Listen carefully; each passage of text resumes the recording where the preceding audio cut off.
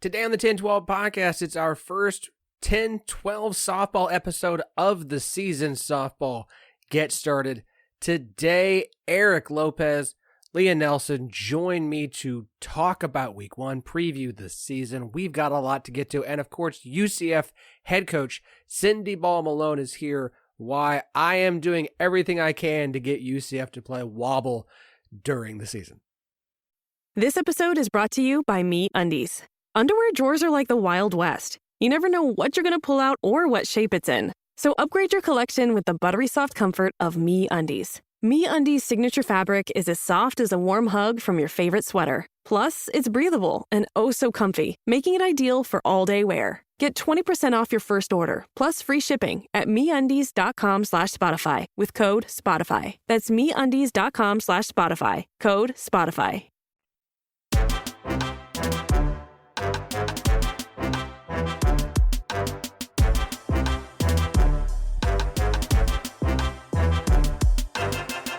Welcome to the 10-12, the podcast that covers all 16 teams in the Big 12 Conference. We are the flagship show, the 10-12 Network. Find every show on the network at 1012network.com. And we are partners with Sports Social, Europe's biggest sports podcast network. Welcome, ladies and gentlemen, to the 10-12 softball show. That's right, it's Thursdays, and on Thursdays we talk softball, and the season is here. It begins today. Hallelujah. Amen. I cannot wait.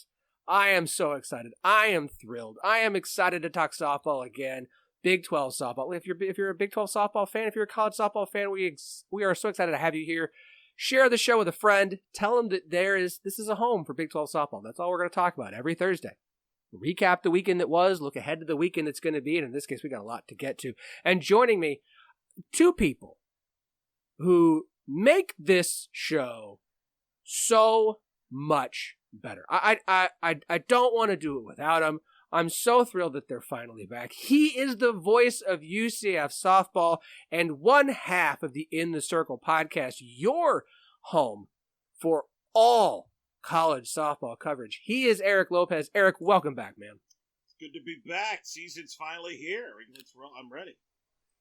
I know you are. You've been getting ready. You've been prepped. I listened to your really long interview with Amanda Scarborough today. I almost went to like 1 1/4 speed, and I do not do that. And I laugh at my wife for doing that for everything she listens to. But I went normal speed and listened to almost the whole episode. Almost. I had a lot of meetings and things, but it was great stuff. It was great stuff today, man. Thank you. Yeah, all 31 conferences we previewed on that episode. With Amanda obviously doing, and then as well as Justin McLeod of D1 Softball. Of course, that's fresh off the Big 12 Media Week, which I know you caught a pretty good chunk of that. Oh yeah. If you haven't yet, every single team, every head coach, player from every team, go check out all of those. You've got plenty of time. It's okay, the season started. You can still listen. And of course, also joining us, she's the trash talk queen of the 10-12 network and the mother of the Cycloneers, the reason West Virginia fans cheer for Iowa State softball. She is Lea Nelson. Thank you so much. I'm so pumped. Pumped softball is coming back on, and pumped to do this with you guys. So let's get it. Look, since we last spoke, Lea, like you've become a very in-demand and popular person. You're over there with the Cyclone Network doing live stuff on Twitter and podcast episodes during football. You started doing it during football season. I was just like, oh, well, Thank hello. you. She's really Thank branching you. out. So Yeah. it's an honor that we are able to have you back on here as our former player representative. I could have found someone else, but I would have been sad to have had to. No, I wouldn't have done that to you guys. I would have said no to Cyclone Fanatic if I had to. No, they pay you better than we do. Yeah, I was going to say, I would have just switched my schedule around a little bit more so I was able to do both. But yeah, Cyclone Fanatic's been super fun, but I'm really excited to start talking softball too, so. Cannot wait. So I'm recording the video for this one, and you probably listen to this in audio format. Maybe you're watching the video because I posted it, and maybe you aren't because maybe I decided not to get it up on YouTube. We're just going to find out. So it may just be one of those, kind of like a lost episode, but only the video format, not the audio format. We're trying out Riverside.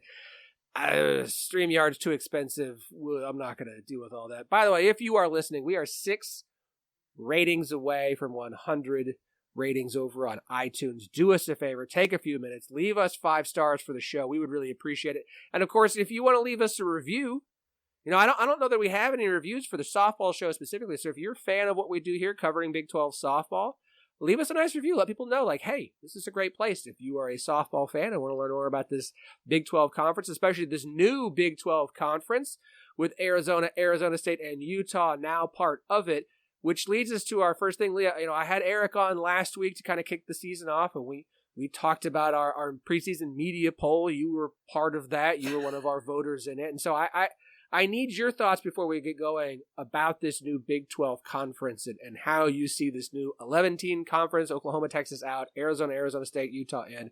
What are your thoughts on the Big 12 this year? Yeah, I'm super excited I'm big into change. I love change. I think it's refreshing. I think it's good. I think women's sports, are escalating. People are really tuning in to women's athletics, and I couldn't be more excited. And I think just all this conference change too is just adding to that excitement. Obviously, you've got Oklahoma State, Texas Tech, and Arizona kind of at that top, and I think that's how it will be. You never know with preseason polls, but I think they're pretty solid, and we'll talk about that a little bit more. But that middle of the pack, I think it's going to be super fun. It's up in the air. I don't know what's going to happen. And we talked a lot about this on Cyclone Fanatic with Big 12. You can never, be lackadaisical going into a game at all, because Big 12 is a beast of its own across the whole board. Every sport, you can never take a team lightly. So I think this new Big 12 conference is going to be really, really fun. I've got a former teammate, Saya Swain, over at Arizona, so I'm excited to watch them this year. And obviously, it's going to be good. I'm pumped. I love change. It's going to be exciting. Are you going to get out to Ames for a game or two this season? Yeah, actually, definitely. At least one game. We talked about kind of hosting our own alumni weekend, which will be fun, and it'll be against none other than Coach Glenn Moore and Baylor. Duh. If I had to pick one game to go to, it would be that one. But yeah, we're gonna try to get to a couple because I love Ames and I still have a lot of friends on the team. So, and obviously Coach Pink. So, of course, and your good old friend, Coach Glenn Moore. Yes, who you are BFFs with, as we all know. Of course, every podcast is someone's first. So if you're not aware, when we get Coach Moore on, we make Lea do the interview because the two of them are just two peas in a pod. They are super tight. They are best friends, and I'm not being sarcastic. Like they really are. Now, it sounds like I'm making a joke. It's a little bit of a joke, but it's more of a like it's funny that they are. But you two, you really bring out some personality in him that I cannot. So I will leave that one to you. Look. We are always thrilled to have Eric here because Eric does a great job covering the sport of softball. Does a great job over at D1 softball. Now I'm gonna be clear.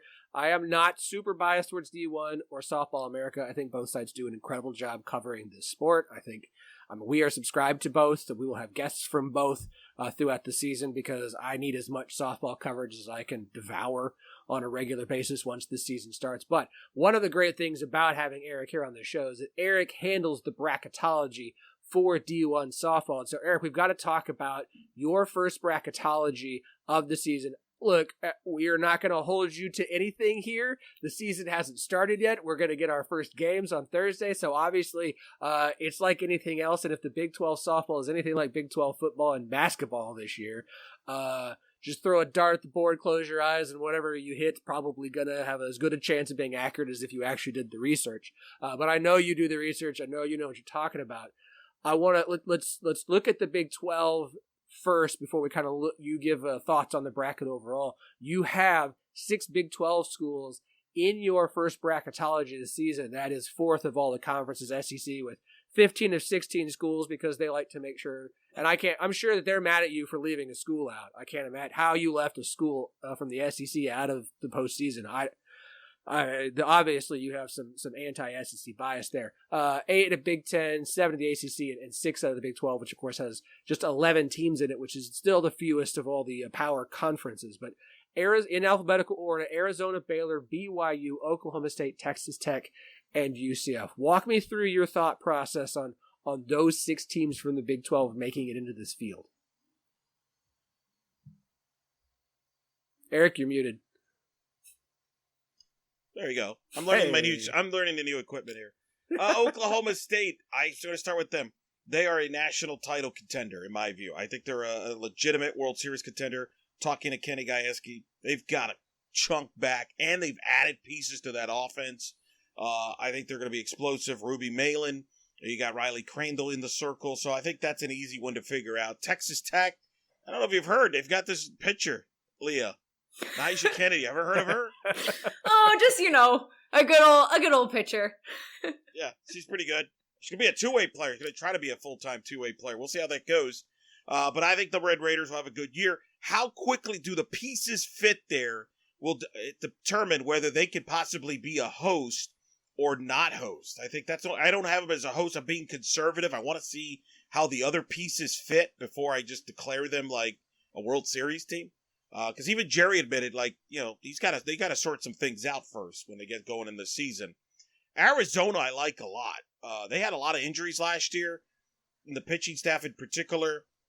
They get everybody back. They got to a super regional last year.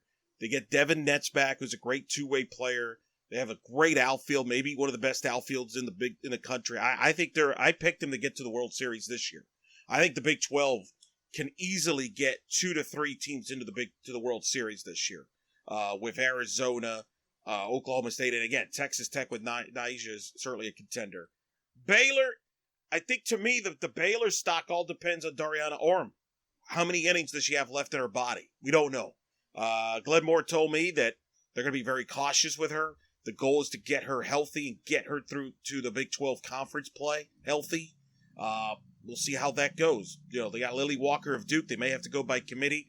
They got a good 1-2 punch offensively with Govan, Shaylin Govan, who I think to me is the pick for the Big 12 Player of the Year favorite anyway.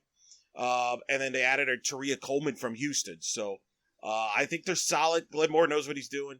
And then you got BYU and UCF. BYU lost some personnel offensively, but I trust Gordon Eakin to figure out the offense, even though they lost great players like, Hunter Ava and Zavatnik and Manny Bejarano. Historically, BYU just reloads offensively. More importantly, they got their ace back who missed all of last year in the circle in Korth. So I like BYU. I thought I was really smart, but then I looked at our voting panel in the Big 12 and our 10-12 voting media poll, and I wasn't the only one that liked BYU. So maybe I'm not as smart as I thought.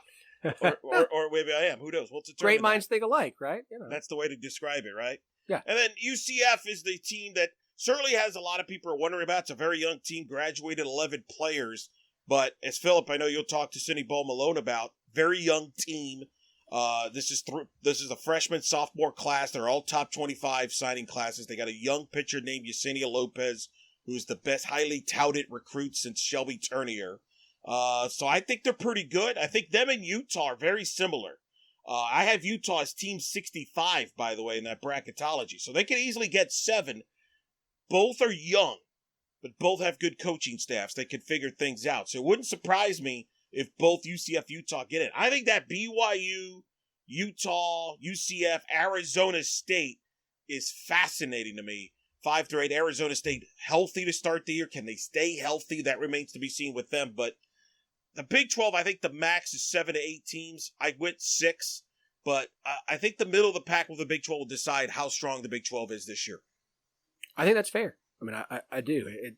It's the 4 we feel really confident in, right? In Oklahoma State, Arizona, Texas Tech, and Baylor. The optimistic side of us says, and we'll talk about this a little bit more coming up, but the optimistic side is like, hey, it would be great if we can get a 5th team. I think they should have gotten more teams in last year. I think both Texas Tech and BYU kind of got screwed in not making it. And so I think optimistically we should see at least 1, if not 2 more teams get in. It's just going to be a matter of how does everyone do in non-conference? And I do think the positive for the Big 12, non-conference is going to matter because you're going to need those wins to boost the conference's overall RPI. But you still expect those 4 top teams to help carry the conference. I can make an argument that Oklahoma and Texas leaving because it was so hard for anyone to get a win against them outside of Baylor and Oklahoma State. Houston got one, BYU, like last year especially, you could pick up a win here or there. You could pick up some wins over Texas, but it was just so hard to get wins, especially against Oklahoma. Having 4 really good teams that are, let's say, flawed just enough that there are more opportunities for big wins in conference play, where you're not having to do all your work in non-con and just maybe we can finish 500 in conference or not too far below it, I think can kind of help lift the conference as a whole, because you fully expect those top 4 to do a really good job in non-conference. They all did a solid job in scheduling a non-conference, and then breaking down non-conferences. Like Utah did a really good job. UCF's got a bunch of marquee games. We're going to talk about this weekend's really good lineup here in a minute. Like, there's plenty of opportunities for the Big 12 to earn some solid wins throughout the non-conference. And so you really got to hope for that, because I think that'll lift the whole conference up, and then there'll be more opportunities for good wins and not as many like quad 3, quad 4 games that you're having to play against the bottom of the conference, although there will be a few of those we expect for at least one of the teams, Houston. I want to take it from there. I'm not going to, we could spend a lot of time on bracketology. It's the beginning, it's preseason. I just think your thoughts are great. I want to go through some predictions from us. You've already kind of made one of yours, Eric, but we'll start with this. I know who we all picked in our Big 12 preseason poll, but again, in case someone hasn't listened to that, let's just get this out of the way. Who wins the Big 12 in the regular season? Tournament's a whole other thing. It's a different animal. But regular season, who wins the Big 12 this season? Lea. Well, I put Texas Tech, a little controversial, but again, I love a little bit of an underdog. I think Texas Tech has been on the cusp without one of the best softball players in the nation. Not on the cusp of winning Big 12. You know, that's a different animal. But on the cusp of really having a breakout season. And I think with the confidence that Nyjah's bringing to this team, I think that they're going to have a really surprising year, just enough that they could potentially come out with a Big 12 regular season championship. I'm going Oklahoma State. They know who they are. Kenny thinks this is the deepest team he's had there. Texas Tech doesn't know who they are yet. True. That's going to take some time. And keep this in mind, Texas Tech opens with Oklahoma State in Big 12 play right away. In Lubbock, though. In Lubbock, but will they know who they are by the time they play Oklahoma State? You know, because Oklahoma State knows who they are. So I think that's part of it. I think there's 3 teams that can win the Big 12. Yeah. I think Oklahoma State can win it. Texas Tech can win it. Arizona can win the Big 12. I don't know if people realize Arizona hosts both Texas Tech and Oklahoma State. That's a pretty good draw for Caitlin Lowe and company. That's a manageable thing. I think, to your point, Phillip, look, last year the race was awesome. Texas, Oklahoma State came down to the last weekend. So let's not act like the Big 12 was not parity last year. There was. Yes. But prior to last year, to your point, it seemed like it was Oklahoma, and then Texas, and Oklahoma State. They had a stranglehold, basically. You knew who the top 3 were. You were fighting for 4th. Now, there is more parity into that range. Like, a team could go from 8 to 4, and it wouldn't be that shocking, or vice versa. A team we think it's like Baylor. You know, as much as we like Baylor, would it shock me if we're talking about them like finishing 6th or 7th because things didn't go well?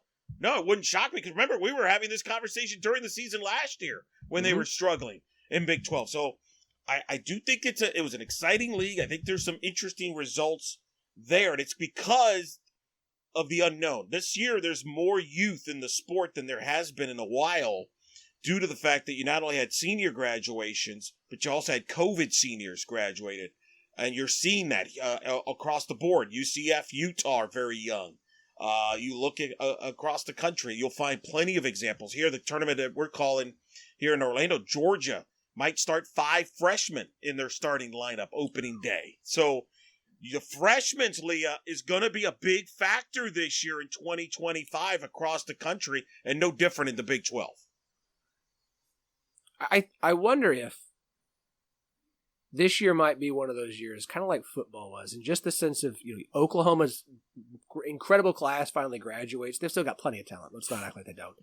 But Texas is still they're a little older, but they're still not like a senior loaded class.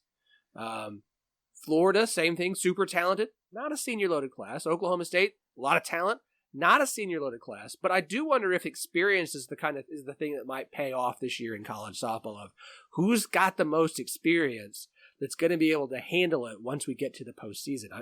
This could be a really interesting year, I think, in large part because, look, Oklahoma is always going to be a factor, but with that class finally gone, it really does feel like it may open things up for the first time in 4 years in softball across the board. The other thing about Arizona, and when I filled out my poll, I picked Oklahoma State number 1, I picked Texas Tech number 2, and Arizona number 3.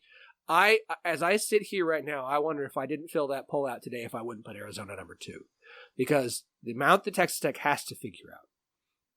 And they brought in a ton of talent out of Louisiana, but they brought in a ton of talent from all over the place.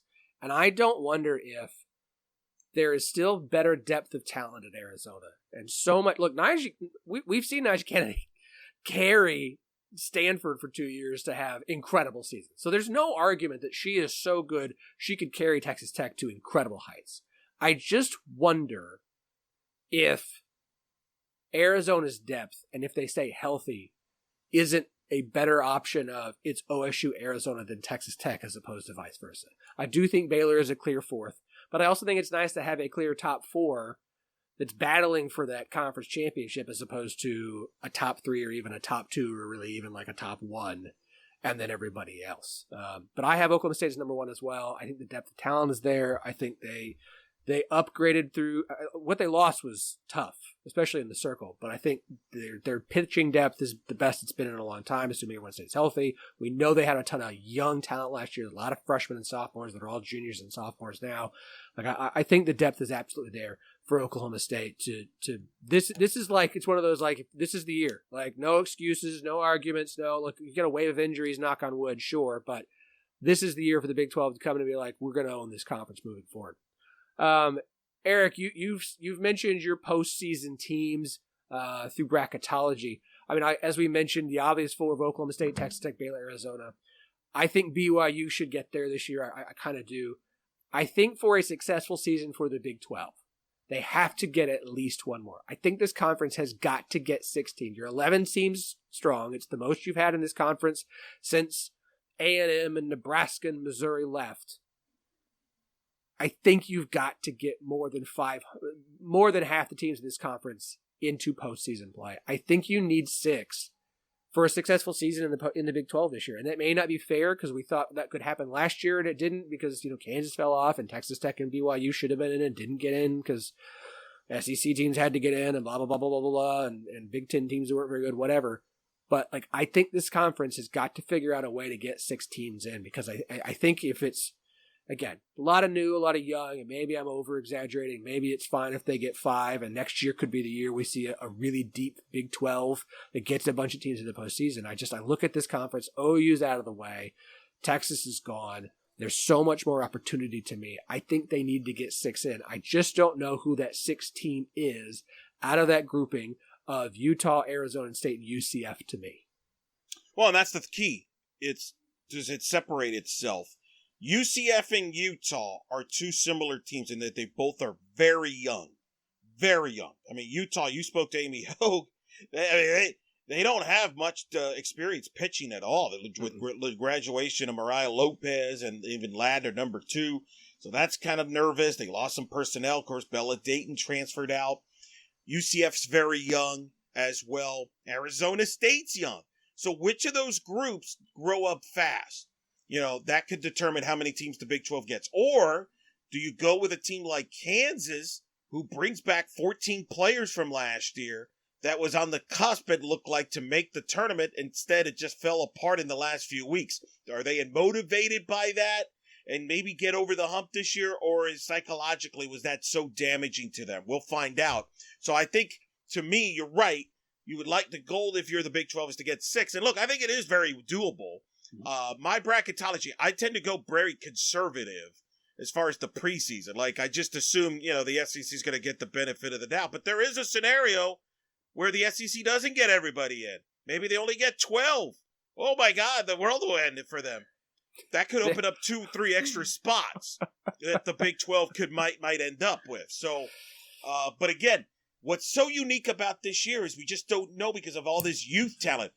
I've talked to all the coaches. I think there's some young talent. Like, if you ask me, if we're doing this pod a year from now, I think the Big 12 is poised to have a monster year next year with Oklahoma State back, Texas Tech, you assume, with Nyjah, one more year with her. They're going to be good. Arizona's still, it's not like they're an old team per se over there. UCF will be a year older. Utah's a year older. Arizona State. I think the Big 12 in 2026, you're shooting for 7-8 bids at that point if the youth pans out.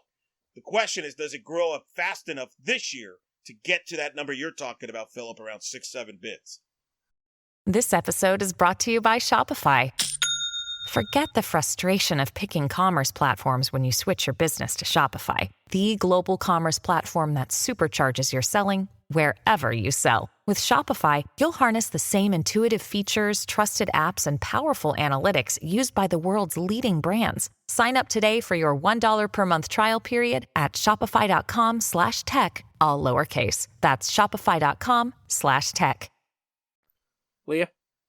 I'm just waiting for someone to name drop Iowa State. That's why are you guys laughing?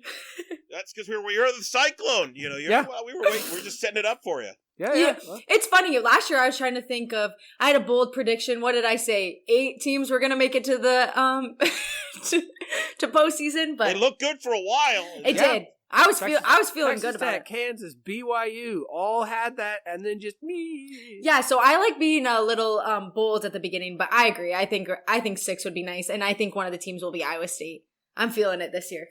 There's your goal. Look, I would love to see Iowa State get back there. I would love for Kansas to bounce back from last year's disappointment and get there. I would love for Arizona State to finally be healthy in the third year for their head coach and get there. Like, I can see paths for everyone not named Houston to have a successful season and get to the postseason.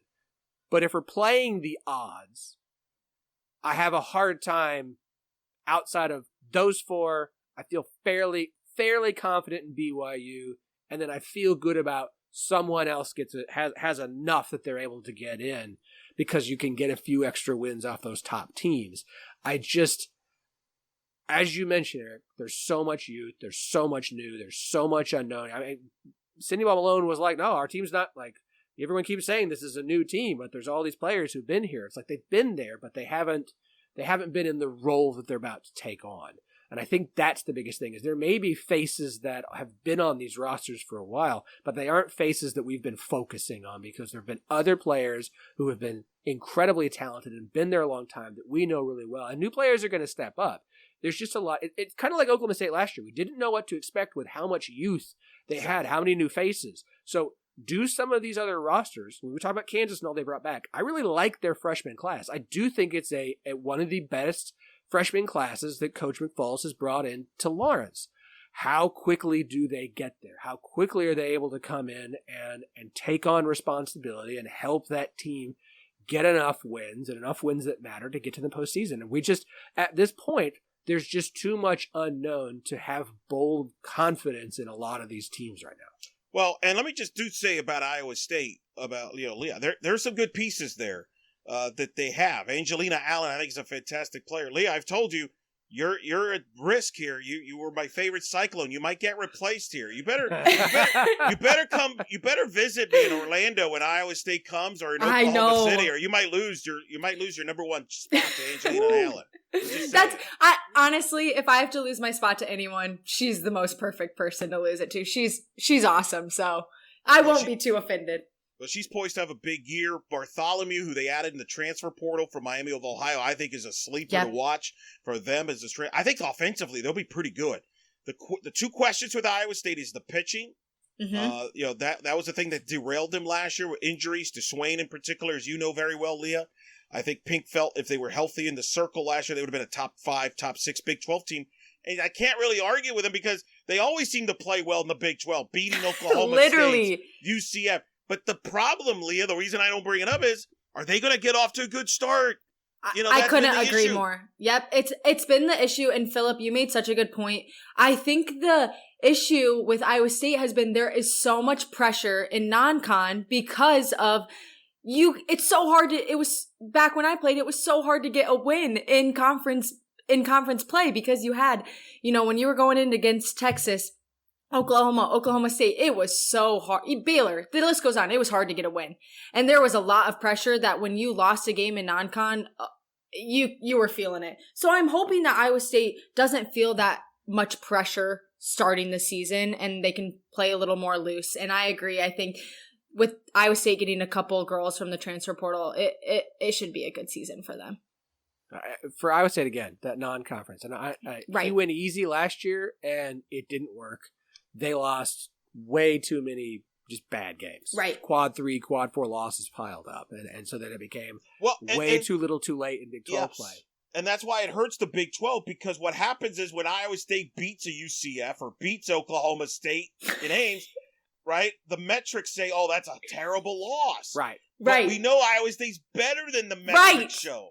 So that's the frustrating thing. Like, ideally, what would help the Big 12 get to 6 to 8 teams is for teams like Iowa State to play and be an RPI team in the top 75, let's say. Mm-hmm. Because now if you lose to them in the Big 12, it's not a bad loss. And if to me, that's what would make the strong. Same thing for Kansas. Houston, that's a whole other story there. It's fine. You can look. Everyone gets one. Okay, but that's what you got to limit it. That's what because the SEC has done a good job of their bottom teams at the bottom, not killing them in the resume. Right. That's the missing piece, I think, for the Big 12 is that the bottom doesn't bring them down, and I think there is potential for the Big 12 to get to that point. Whether it's this year or maybe next year is the look. But I think Iowa State, I'm really interested to see because they've talked about it. Angelina's talked about it. They know it. It's not like this is a secret. You know this. They know it. It's now they got to produce it on the field. But they're on the road, I believe, until middle March, I think. I mean, it's insane. Yeah, they go crazy with traveling. Their first home game is Arizona State, March 28th. I think my junior year, senior year, we had the NCAA record for most away games. They go from Miami, Florida to Long Beach, California to Phoenix and Tempe. Could be worse places to go. Yeah, could be worse places to go. Right. Then Youngsville, Louisiana. Ooh. Then it's Houston to open Big 12 play. Then they're off and they'll be in Oxford for 3 games. 4 games, actually, in Oxford. 5, I don't know. They're going to be in Oxford. Then they go to Orlando. So their first 2 Big 12 series. So it's Big 12 on the road, weekend of non-con on the road, Big 12 on the road. Clearly the conferences want to make sure they don't get snowed out like last year. Yeah, we don't need last year's the whole exactly. thing. And so then it's Ames at the end of March. Which, that's almost too early. But then it's Arizona State series, couple games against South Dakota State, the BYU series at home, then road, and then home and road. But and then they get to finish at home, which is good. But I'm that's benefiting to me. It's tough for Iowa State because they can't. It's too cold to play. It is early. They have to go on the road. This is part of the whole problem with the Big Ten. Iowa State's basically got the Big Ten's problem. It's difficult to be good at outdoor sports in the spring when it's still snow on the ground. And Iowa State doesn't have lights on the stadium, right? There's no lights, so no lights. You can't play night, so you got to play in the middle of the day, and it's just it's a tough place. It's a tough place to win. Which shows it's a credit to Pink what he's done there. Right. I think that let's make that clear. He's gotten them to regionals. He's gotten them to the point where they've earned people's respect in the Big 12. But to put that in perspective, you said Iowa State's first home game's not until the end of March. They're on the road the whole time. In contrast, UCF does not leave the state of Florida until March. Look at you laughing. It's 80 degrees as we record here. Oh my God. Come on, Leah. You got to come down to Orlando. I know. We have right now in Iowa, we've got a weather warning because there's freezing rain and ice and. I mean, It's these warm weather. Like Arizona doesn't leave Tucson until their first game outside of Tucson is in LA in mid-February. Then they're in California. Then they're back in Tucson for their first two big. Then their first two big series are at home. Then they go to Arizona State. Their first, then Provo, Tucson, Lawrence. Like Arizona barely leaves the West Coast. They go to Lawrence and they go to Houston. So that's Arizona. That's the other thing about Arizona I forgot to mention. They don't play Baylor. So they get Oklahoma State and Texas Tech at home. They don't play Baylor, and the road series are down the road at ASU, Provo, Utah, not a long trip, but it's a tough place to play. Lawrence, Kansas, and Houston. That is a favorable schedule. We might kick ourselves for picking Arizona third. But to your point, we're saying it right here. Yeah.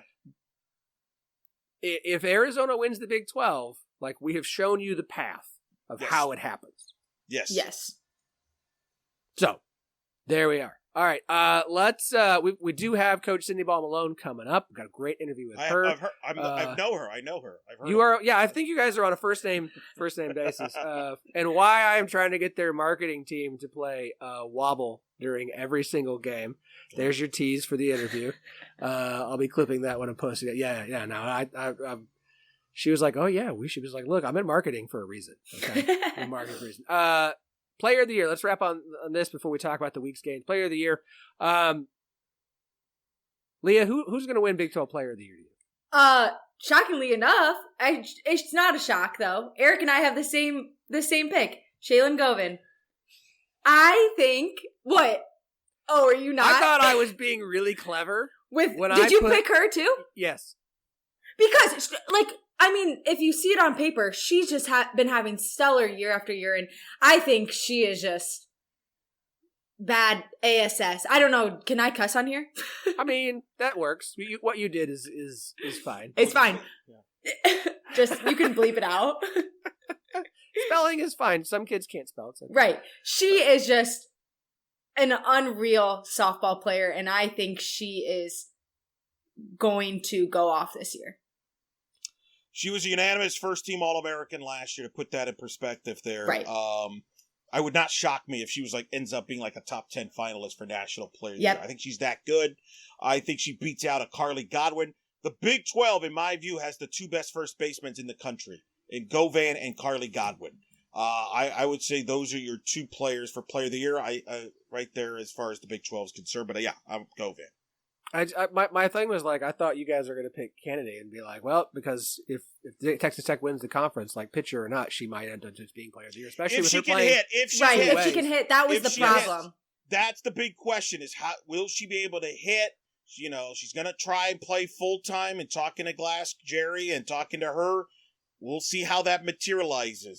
Does it work out? Does it not? If she does, if she shows that she can hit and hit 8 to 10 home runs, which is not crazy.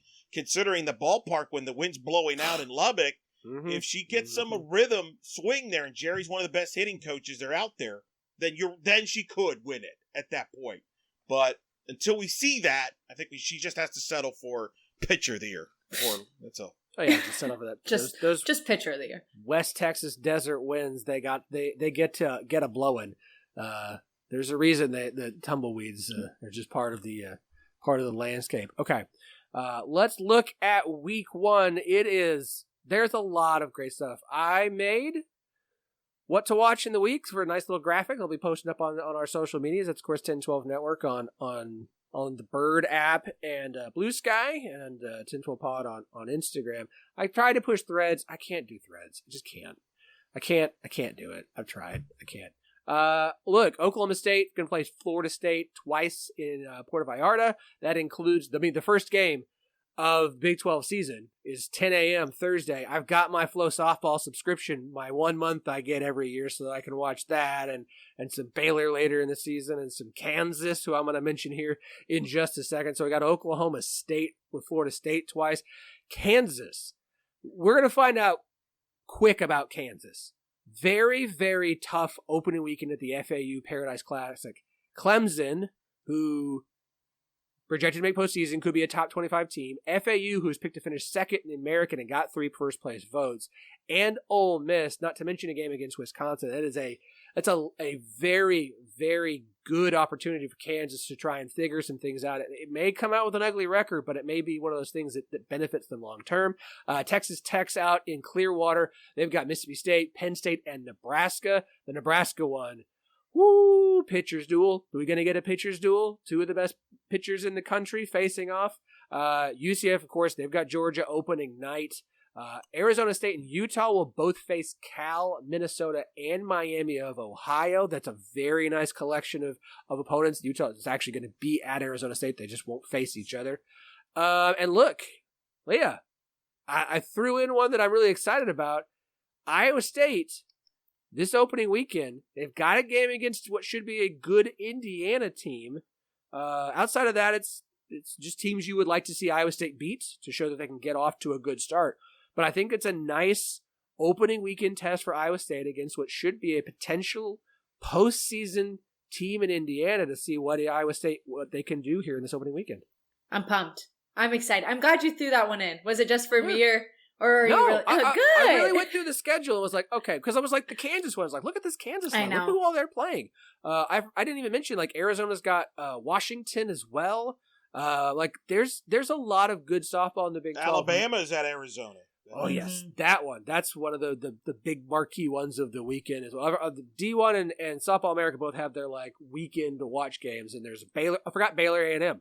Baylor's at Texas A&M. You get Baylor A&M. So there's a lot of really, really good softball. If you're trying to dive in, if you're trying to get introduced to the sport, there's a lot of stuff on ESPN Plus this weekend. If you don't want to pay for Flow Softball, I ain't going to blame you.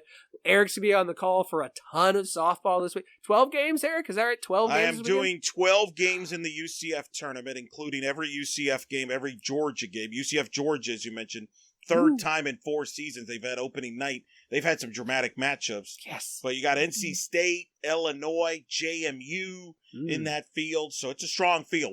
They're excited over there here in Orlando about it. We're excited to broadcast every game. I'm pumped that UCF's been able to get some really good teams to show up for that opening weekend on a consistent basis. And man, this UCF Georgia thing at this point, like, forget everybody else. Just welcome Georgia for a 3-game opening weekend series. Like, that's just what you guys need to do every year. Georgia, UCF to kick things off. But I mean, there's a ton of games. Eric, obviously you're going to be on the call, so you're going to be busy. Are there any other ones which you're looking at this weekend? Like, I've got to try and make sure that I can at least have it on in the background or over to the side while I'm calling games. It works out for me is I'm going to DVR it because it's going to be on MLB Network. Texas Tech, Nebraska, obviously. Jordy Ball, Nyjah Kennedy. That's going to be electric. 2 big stories this year. Jordy Ball returning in the sport. How does she look for Nebraska? And then Nyjah making her debut with Texas Tech this weekend in Clearwater. That's the obvious one. The other one, Arizona against Alabama and Washington. That's a good tournament up there out west. I'll probably be able to watch that after I'm off the air to watch some of the late night there. That's a good statement weekend for Arizona potentially there. Yeah. A lot of good softball. Like we get excited about week 2 because you've got Clearwater and then you've got Mary Nutter in week 3. And while week 1 doesn't have its marquee, everyone pay close attention tournament, like this sport does a really good job. Like, we were all disappointed in week 1 in football because everyone wanted to play FCS games and everyone was trying to just like take it easy in week 1. You got softball teams out here reared and ready to go against top 10 opponents. Game 1, Oklahoma State, Florida State, 10 a.m. Central Time, first game for both teams. Thursday morning, like, ain't nobody holding back there. They're not like, well, we better go ahead and get some quad 4 Arkansas Pine Bluffs on the schedule to open things up. No, we're going straight at the good teams. We're not holding back. We're not taking our time. So, a lot of great softball to keep you busy, guys. Great first episode, if I do say so myself.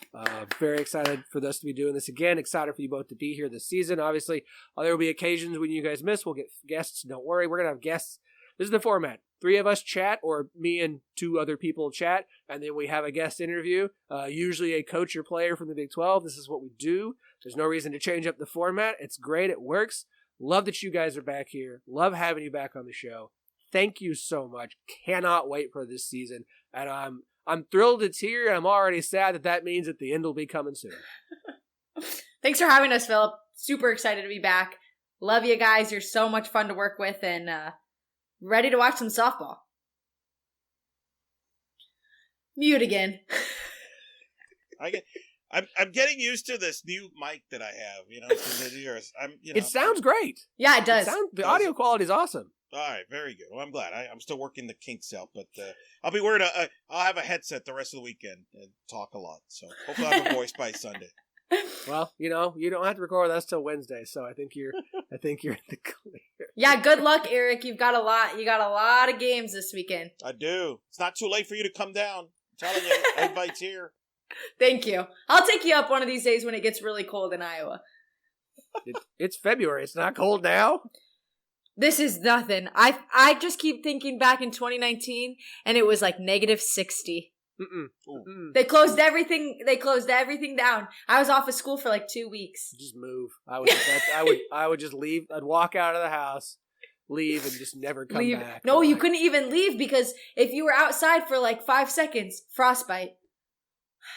You were stuck. Guys, you were stuck. You think I'm kidding? I don't think you're kidding. Just excellent. All right, perfect spot. All right, Coach Cindy Ball-Malone coming up next. Talk to y'all again next week. O'Reilly. Check engine light on? Take the guesswork out of your check engine light with O'Reilly Veriscan. It's free and provides a report with solutions based on over 650 million vehicle scans verified by ASE certified master technicians. And if you need help, we can recommend a shop for you. Ask for O'Reilly Veriscan today. O'Reilly Auto Parts. The season starts this week. I know I'm excited. I know if you were listening to this that you're excited. And I know our guest today is excited as well to get the season going. She is the head coach of the UCF softball program, Cindy Ball-Malone. Coach, welcome back to the show. Thank you for having me. I'm excited to be here. It is always a pleasure to have you here. We've been having you on since before UCF got into the conference. You're one of my favorite guests to have on. I love following your program, and so it's always a pleasure to get you on and talk about UCF softball. Well, thank you. That's nice. I love talking about it because it's near and dear to my heart. So I'm excited for today. So what's really interesting to me about this team and about this program this year is like, I think there's the similar situation could be said for some different programs, Utah, Kansas, but for you guys, really, like, new feels like the way to describe this program. You have so many new faces on this roster, 3 brand new assistant coaches.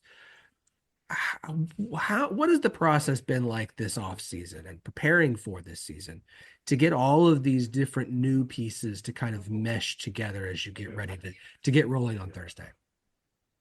Yeah, I think that's why this off season has felt so quick and so fast to me, because every day has been a new day, but a fun day. We get to kind of go through some of that, kind of going back to the basics and the X's and O's has been really nice. And just kind of teaching like little parts of our program has been a lot of fun as well. Kind of like who we are, why we do the things we do, because we had people in our program for, 4 to 5 years that kind of ran that. So to revisit that and reteach it and kind of remind myself of, oh yeah, we do that. And it was intentional. It wasn't just happenstance. It has been a really fun learning experience. But having such new, fresh ideas, excitement is also fun. It's equally fun as well. And there's lots of talent and experience that comes with that as well too. So that's been awesome to have. And I mean, it just goes to show, we have 2 assistants that kind of moved up in their careers and moved on. And that's kind of happened here. I think in the last couple of years, we now have, I want to say, 4 assistants that are head coaches. And a couple of them are 3 of them are at the D1 level, and 1 is at the junior college level in California. So that must be, that we're doing something right here to have them help, move on. And So the change is a positive change. It's a good change. But it still, comes with its struggles, and it's been fun to grow. And I love just the resilience of this team. It, as much fun as they are for being so young, it can also be frustrating at times, but I'm a mom of 4 kids. So, I feel like that's my everyday life. I love that you mentioned, new ideas, new thoughts, new opinions bringing in, because I think any program, it's good every once in a while to bring in some outside perspective, right? Even the best programs eventually at some point, if you become overly internal, right? And so you need some new thoughts. What have your 3 new assistants? I mean, Shannon Sales kind of been there for a little bit. She's now been promoted. You have Stacey Pestrak, who came over from Oklahoma State, and of course, Noah Sanders as well. What are some of these new things that they have been able to bring into your program this offseason that you think have really added to what UCF softball is?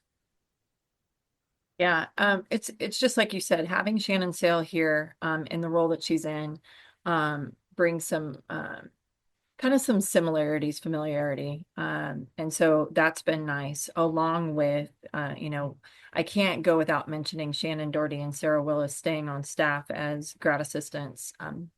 And so to have them here and get them to be able to do some of the stuff, and be able to really help our athletes from, like, we've been there and done it literally just less than a year ago, has been really, really helpful. And then my goal in hiring the staff, this upcoming season, was really to get outside of my network, because we've consistently knocked on the door. We get into postseason, and we've talked about that. Like the last 4 years, has been consistent getting into postseason. But we want to push further than that. And so my job is to get somebody to like push me, make me learn some new things as well, so that it pushes this program in a different direction. So adding outside of our network with, somebody from baseball has been huge. You're seeing it quite a bit. And there are a lot of similarities in our game, from baseball and softball. And I do think that, we're not far behind in some ideas in our game. But it seems like it could be like even technology, right? Like there'll be software in baseball, and then 2 years later we'll get it in softball. And so bringing some of those ideas and concepts, not only from, some of the resources, but the coaching skills, the strategy, the focal points have been really helpful and just refreshing. We're kind of getting away from, you don't have to swing big to win the game. And I think that softball kind of turned to that because we've had so much power in the game. And that's really not been our game here at UCF. And so I think we kind of lost our identity in that, and we're finding that again with Coach Sanders. And that's been nice. And then Stacey Pestrak just brings just a world of, I mean, so much success, right? Like she's won 2 national championships at Florida as an assistant coach. Then she moves on to Oklahoma State. And I mean, that program, what Coach Kenny and Stacey being there the whole time with him, what they've done in that time is just, it's amazing. Like, please believe we are competitors on the field. We want to, kick each other's tush, but I would be a fool to not recognize what he's done with that program and how he consistently gets into the World Series. So to be able to bring that experience here, is awesome. And I think it's so cool how humble she is. But still, I mean, the experience and winning that she's been a part of has been awesome. So it's been a fun addition. And then we have another grad assistant, that played for Coach Noah Sanders at Little Rock. And so that's been a cool experience too, to have 2 baseball minds. And then, our GAs, Shannon Sale, who, I mean, if I don't talk about how much she's won, holy cow, like I don't even know if I need to. So many people know already. And then Stacey, it's just been such a fun time to get, collaborate and whatnot. Might take us a little bit longer to get to the end result because everyone's got ideas and everyone has a really strong voice. But I love that about us. Yeah, the bringing in baseball coaches into softball is still a fairly new thing, and I love that you guys have implemented this at your program as well. And it's really interesting to see, because I know when it first started, I know Coach White at Texas was one of the first ones to bring in an assistant coach out of baseball, and there were a lot of people going like, "What are you doing? This is a crazy idea. There's no what are you thinking?" And then it worked, and of course, as we know, imitation is the greatest form of flattery, and it worked there, and so you're seeing more and more programs at it. What is it about bringing in someone from baseball to softball that is helping softball? Why is this becoming a thing at different programs that want to continue to take their program to the next level? Yeah. Well, I think, I mean, from what I hear in baseball, and I don't know too much, and I could be wrong on some of this, but like there are so many baseball coaches, and so it's really tough to, move up in your career in that sport. And so many coaches are really working hard to really educate themselves and become better. I mean, I hear about their conventions and, all of their resources and whatnot. And again, we're doing a really good job of pushing our pro league in our sports. And, we've got our very own Sarah Willis that just got drafted last night or 2 nights ago. So we're doing a good job, but we're still like, I'm going to be honest, we're still behind from that sport. And so they've been there, they've done that, they've worked on things, they've figured out what doesn't work, they figured out why it doesn't work or why something does work. And so from a strategy standpoint, I just love how when Coach Sanders gets in, he's talking about, okay, we're going to go 120 plus base running. Like the first thing he talked about as an offensive coach was base running, right? And I think we miss that sometimes in our sport because we're thinking we have to hit all these homers, or if I'm using the lingo, the dingers. Um, it's just never been a part of my game. I've been so old school of, you got a dominant pitcher. How are we going to beat that? We don't have to get the big hit to win the game. Let's play, let's put the game in motion. And so for him to come in with those ideas and mindset was exciting because it kind of like reignited me and reminded me that like we don't have to be that team. We were really successful. We hosted a regional. We got to a super. And we had one girl that had power numbers, the big time power numbers. And so that was cool. Now, I'm not saying we're still striving to go for the power numbers, but really trying to even it out. So I think that strategy of understanding the defense is still really important. Defense is always going to be there steady, and you're going to have to rely on it, and the base running as well. And then hitting comes and goes. And so I think that's a really big part of it. But then all the other little things like the scouting, the preparing, right? You're seeing that we're facing multiple pitchers now because the hitters have gotten better. So now you're seeing these teams with staffs of 5 to 8 people. Well, how do you prepare for that? Baseball knows how to do it. They do it all the time. And then they have different strategies to go about that. And so, I think having some of that has been really good, but I would push it to even say like it's more than just, it's Steve Singleton at Texas. You've got, the couple baseball minds at Florida State that have been there for a while. You've got maybe, at a younger level, but Texas A&M, they started off in baseball, those assistants, and like Jeff Harger, and then they moved into softball because he had 2 daughters, and Russ Heffley. And so it's been really fun to just kind of see how that game has gone about. And I love to see that. I mean, I'll say it. I always do the controversial talks, but these men that will work for these strong, like powerful women too, because I think you need both in the game. And being a parent, it's so important to hear from both voices.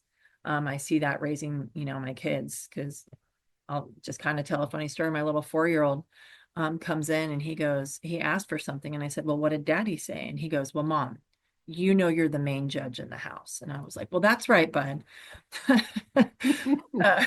But I mean, again, we have to remember that like these athletes go through that. And so sometimes they need to see the person that's been there and done that they look like, and then sometimes they need to hear more of that like fatherly grandpa, voice. And I've moved past my feelings being hurt by that. And I think it's really important to have all of those experiences. But, for the most part, just getting out of our network and something that can push us to be further is the most important. That was an incredible answer. That's all I'll say. I have nothing to add to that. That was great. Thank you. I felt like it was kind of long-winded. No. I think that was great. It explained a lot, and I think it was a very mature answer. And I think it points to why I like you, why you've had success so much.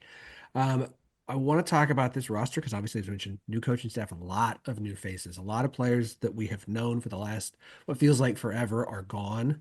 There's still a few faces back. So who so far, and obviously until we get out on the field, as every coach I've talked to so far mentions, like, we don't know until we get out there. We don't know until we get out there. We don't know until we get out there. But through preparation and practice and getting ready, who are the players so far you feel like are ready to step up and kind of become the new that's UCF?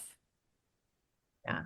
Well, I mean, we have a few that have, returned that have been big for us since their freshman year. So you have Ashley Griffin, who was an everyday starter on that 22 team that hosted regionals and was, in the middle of the lineup for us. And so she's kind of battled an injury or two in the last couple of years, and having her back and healthy is really nice. So I'm filling that role maybe at first base for Shannon Doherty, being gone because Shannon was there for so long. I feel very comfortable with that, along with some other freshmen that, can also play there. But then you've got Aubrey Evans. Aubrey Evans is somebody that, as a freshman, I mean, she set a record for doubles as a freshman. And I mean, we were just telling this story the other day. I remember being in like the fourth or fifth week of season, and I went up to her in a game and I said, "Hey, when are you going to get your first RBI?" And literally it was a moment for it to happen. And she looked at me like, "Did you just really say that?" And hit it. And then she got on first and she kind of pointed at me like, "I got you." And then she just went on, a tear. So Aubrey Evans is one that's just been so key for us, not only offensively, but to go the entire conference last year without making an error. And we are a pitch to contact team last year, and the amount of balls she got, I mean, it just speaks to who she is as a team, a player and a teammate. Stormy Kotzelnick is somebody that, being in here for the second year now, kind of knowing, I mean, people don't talk about this, but last year we found out very late if she was going to be eligible to play with the transfer rule. And they kind of did that blanket rule where, okay, everybody that transfers now they're eligible to play. But we waited and waited, and we didn't find out until late December if she was going to be ready to go for that season. And so from a physical standpoint, she was fine. She had been training, but the mental part of that, like, that was something new for me because I hadn't really experienced that. And so not being able to play in the fall was a big deal last year. And so to have her here for a full year, she stayed and trained, has been really nice. So those are like three like key returners that I would say are kind of like our older girls. And then people keep saying we have, all these people gone, but Samantha Ray and Cece Humphreys got some good time last year, and they had some big moments. And it's kind of fun for me because I feel like they're kind of hidden and people are underestimating them. And I'm not challenging anybody, keep underestimating them, please. But but it's really been nice to just see how they've really gotten into their own, and they understood. They played the game. They had 11 seniors on the team, and they got it. Like, okay, we're going to play behind them. We might beat them out for a couple times here or there. And that's what spoke to the competitiveness of our program last year. So those returners, along with like a Caitlin Felton and a Caitlin Cochran in the circle, I feel really, really strong to have those. It's their turn. And so, yes, we did graduate some big names, big numbers, big time experience.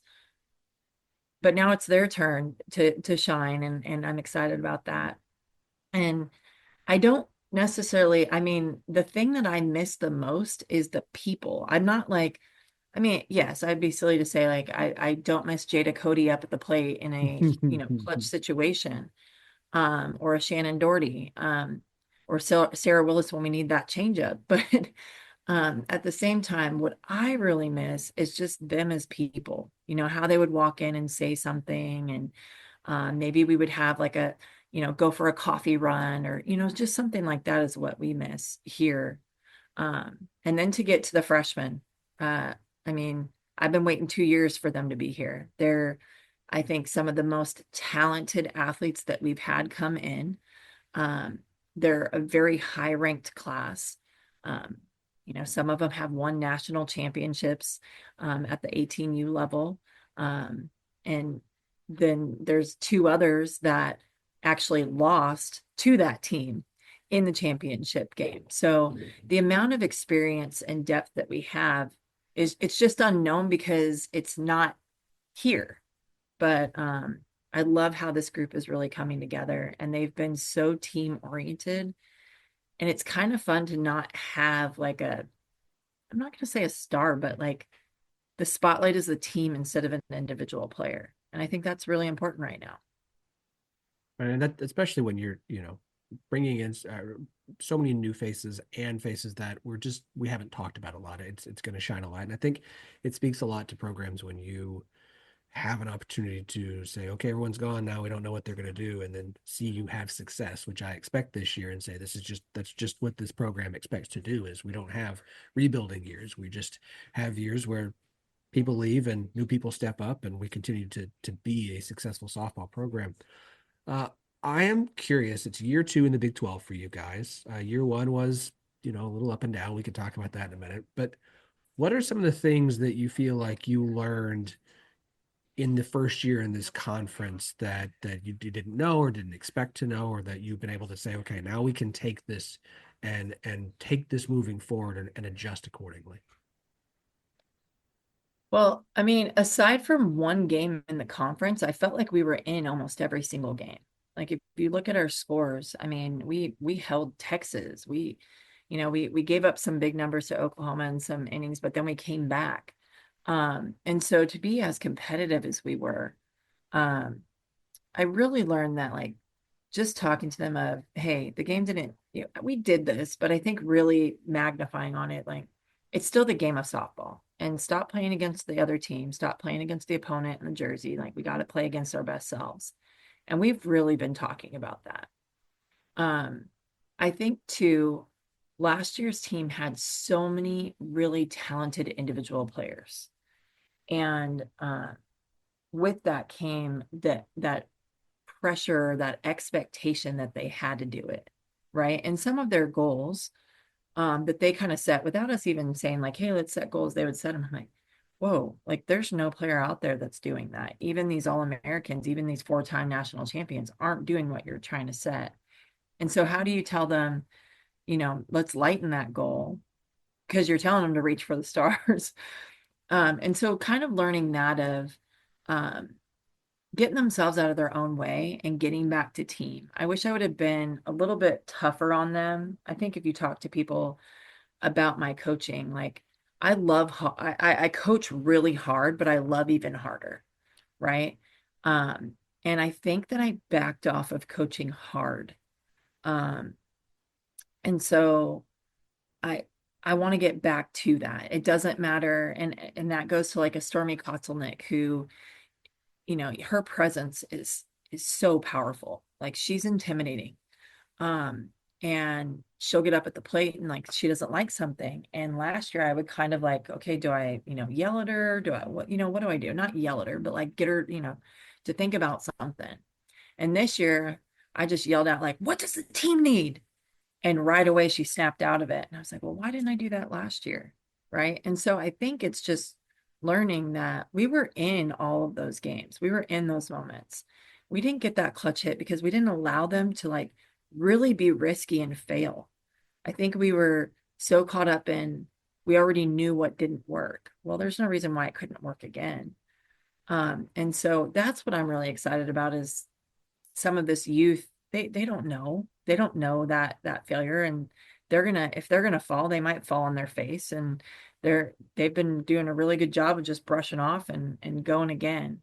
So I think just learning that, and really just like not getting away from that. Yes, we want to keep progressing forward and in moving up, but that doesn't mean that we can't, like, there's no small things, and we got to stay to that foundation. And I think that that is what I would say. Probably a really boring answer. I apologize, but I think that that's what it is. It's just like sticking to the basics and being really good at them, because we did that in years past. No, I think the answer makes sense. If you have this very talented senior laden team, and so how you put an emphasis on like they know what to do, and so I don't have to be as hard on them. I don't have to do this because I put all that into them. But learning from that, that suddenly like changing things up, maybe that wasn't the best move. And so that's okay. Like that's I think it's a very honest answer. I don't think it was a bad answer at all. I think it's really interesting to hear that perspective of like, you know, relationships change, people change, adjusting to that is fine, but how do you handle those in those situations? And it's a learning experience for all of us. Like, so I think that was a great answer. You mentioned you guys ran a lot of games. You had 10 games last year that you lost by 1 or 2 runs, right? So a lot of one thing here or there, and the record last season completely flips. So how these things even out over time, right? Like if you're I make fun of Iowa State fans in football all the time just because of the 1-score record. But how is that something you guys have talked about and looked at, and how is that something from a coaching's perspective that I've always been intrigued by? Like how do you fix that? How is that something from a coaching side, or is that something that can be fixed? Is it something you say that's what happened last year, we put it in the past? How do you learn from close losses? Yeah. Well, I do think, you mentioned that, and I think we had some of the same things occur in 23 as well. Yeah. We got walked off on, and I remember when it happened, we kind of all looked at each other like, what? Like, we're the ones that walk off on people. What is this? Because in 22, we had so many walk-off wins. I And remember. so it was kind of like, oh, that's how it's supposed to be. And I mean, literally one of our juniors at the time in 23 said, well, we did everything we did last year and it didn't happen. So we're like, who missed their rotation? Like that's supposed to occur. And so I do think we're still in those moments and those opportunities because we are consistent and we're really good at those things that we do. And then again, being lucky is also it's a really big thing. And Yes. this is a game of inches in so many ways.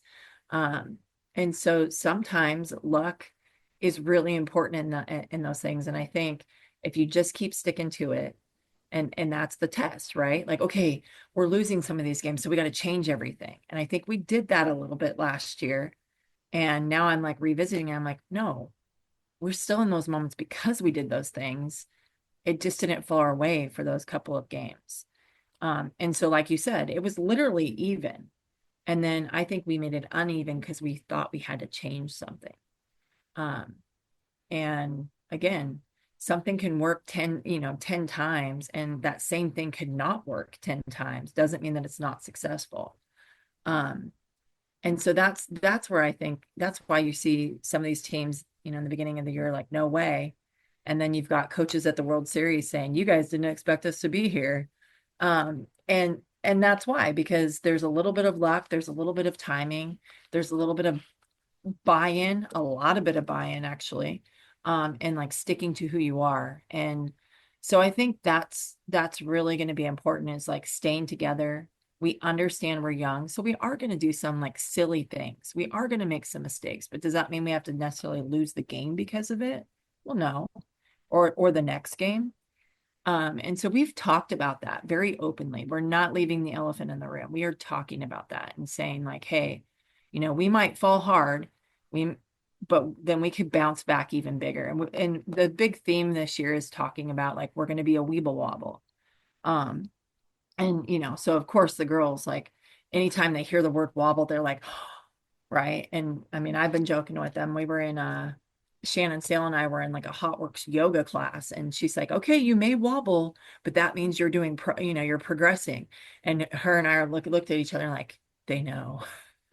So, uh, so it was funny, just kind of like, okay, yeah, we're gonna wobble, but we're not gonna fall down. And so they've really bought into that concept. It's a fun game too. You just like hit that thing and it keeps coming back up, and you keep hitting it and it keeps coming back up. And so I think just understanding that and believing in that, being in my point in my career, where I can be more patient.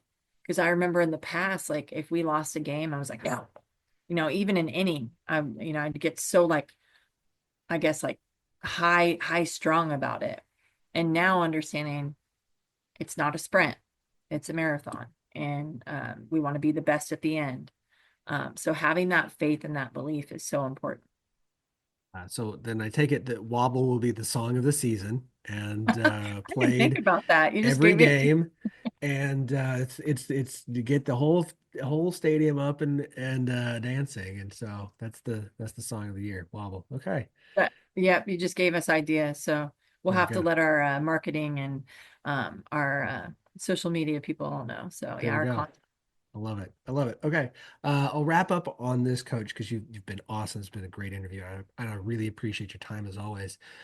You never hold back on challenging your team when it comes to scheduling. Obviously, you've already got in the Big 12 3-game series against OSU, Arizona, and Baylor. But if you look at all the top 25 rankings, Oklahoma, Florida twice, Florida State, Georgia, Missouri, Clemson. Of course, you guys. So the third time in 4 years, you guys have opened with Georgia on the opening day, which I don't know if you guys have just put that permanently on the schedule moving forward as an annual tradition because I think it's awesome. But I mean, you guys have Liberty as well. What is your philosophy on this as far as does your team makeup dictate how you want to schedule? Or you just go, no, we're going to play top 25 teams. We're going to play our top RPI teams. We're going to make sure our schedule's loaded, and we're going to be ready for conference play by challenging ourselves throughout the year. Yeah.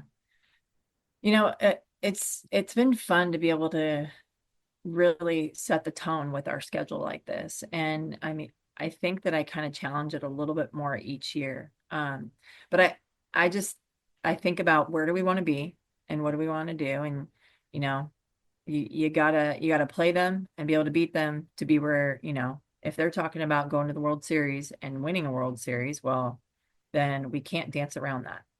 And so there is some, gaining some confidence and whatnot. But I do think that it's what has kept our program strong here. So some of it I might, in the heat of the moment, I'm like, what was I thinking? And then our director of ops, Adam Durisha goes, hey, that's what you wanted to do. And then later on in the year, I'm like, yep, it worked out. See, look at that. I'm smart and didn't even know it. But no, I mean, that's why our women come here. They know that they're going to play a tough schedule. They know we're going to travel um and play these different games. And so that's why we chose on our bye weekend. I mean, we could sit here and be bored at home because we couldn't get anybody to come in at that time, or we can go to Norman and play a team or two that's maybe done some pretty good things. So but it just makes sense. One or two Yeah, things. in a nice stadium. I mean, no big deal. But No. it just makes sense. And that's what they're here for. That's what they want to do. That's why they chose here. And that's something that they talk about. We came here, or not only do they like the stuff that we do within our program, but they love the schedule that we play. And they want it to be tough. And that's along with, weebling and wobbling. We also have talked about, we're going to choose the difficult this year. We're going to choose the hard. Even when we don't want to do it, we're going to do it because that's what it takes. Awesome. I love it. I love that you guys schedule the way you do. It makes it even, not that I don't love watching UCF softball, but knowing that, hey, we're going to get some awesome matchups that are going to be must watch. Opening day, I got my Cowgirls play in the morning, so I got plenty of time in the evening to throw on UCF Georgia. And I feel like it's been a tradition almost to throw that on in the evening when my girls run around in the living room, and I'm just going to watch some UCF Georgia softball. So we're just going to keep that an annual tradition. We'll just keep it going. It's so much fun. Coach, as always, a fantastic interview. I always appreciate your time that you would offer it to us to come on, talk about UCF softball, help our show out. So good luck to your team this year. This will not be the last time we have you on, and I cannot wait to see this.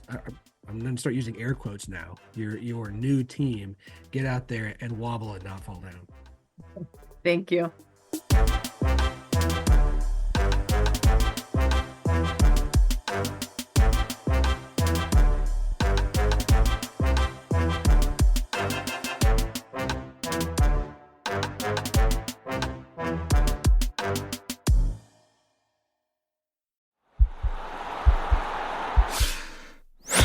This podcast is part of the Sports Social Podcast Network.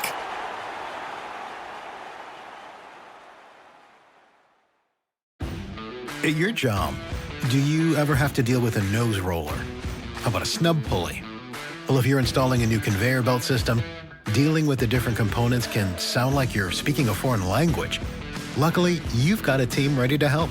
Grainger's technical product specialists are fluent in maintenance, repair, and operations. So whenever you want to talk shop, just reach out. Call, click Grainger.com, or just stop by. Grainger, for the ones who get it done.